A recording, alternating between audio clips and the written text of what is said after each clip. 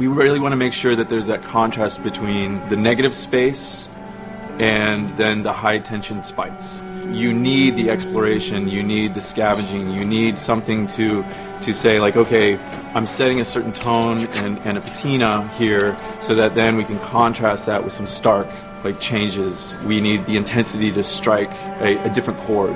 That only works if you have the negative space to play off of. We wanted you to be forced to make some choices in the world that showed how depleted the resources were. You know the drill. Look around, see if there's anything we can use. And we really wanted to give you a reason to go explore this space.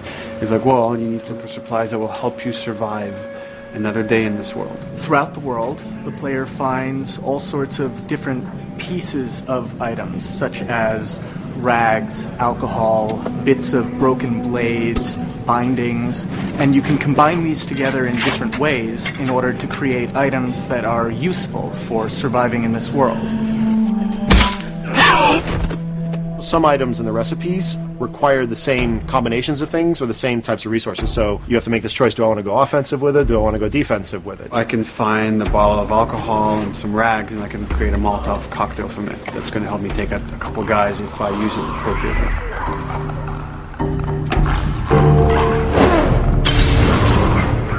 Or I could use those same ingredients and craft a medkit. And that lets me kind of choose, do I want to play it more defensively and kind of have items that help me heal myself, or much more aggressively, I'm going to have items that help me kill and destroy in order to then progress and get out of this area. Molotov and medkit are not the only ones that have these interesting overlaps. You can craft a shiv out of a binding and a blade so that you can sneak up behind somebody and take them out more quickly and more quietly, or it can be used to jimmy open locked doors. So you are expending a binding and a blade in the hopes that there's going to be something awesome on the other side of that door. Or you could craft a melee upgrade. So you might have some nails that you've picked up, or a pair of scissors or something. You're going to be able to use bandages and use these things to attach them to the 2x4. So now you've got a more powerful melee weapon. This is something you're going to be able to run and take down an enemy with a single blow. Alternatively, you can use those same type of nails to make a bomb. This is something you can place in the world, and they're going to be able to trigger it. Since resources are limited, you stealth past an encounter, you're not getting the stuff that was encountered. Not just the stuff off the guys that you would have taken down, but also in terms of what's in the environment for you to scavenge.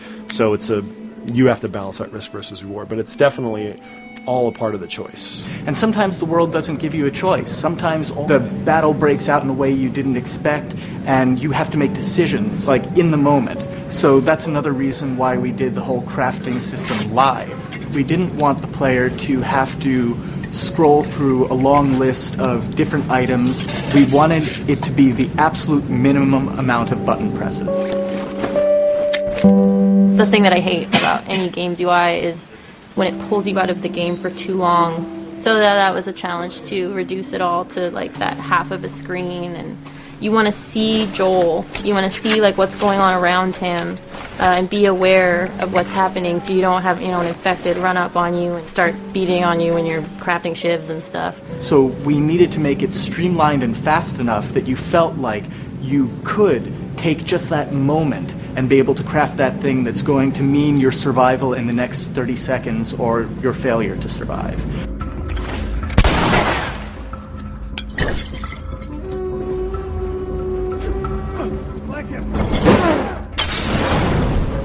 The brutality of the encounters is allowing us to reach into the tone of the survival aspect of the game. When something comes up in their way, whether it's a human or infected, then Joel and Ellie, you hear them whisper to each other and you see their animations change. Everything, their whole demeanor reacts to the scenario in front of them. And that's the same feeling we want you to have when you're holding that joystick. It's just like, oh, okay, what do I have in my inventory? How many are there? Where are they at? Locate them and try to figure out, okay, what are we going to do? Joel, there's something over there.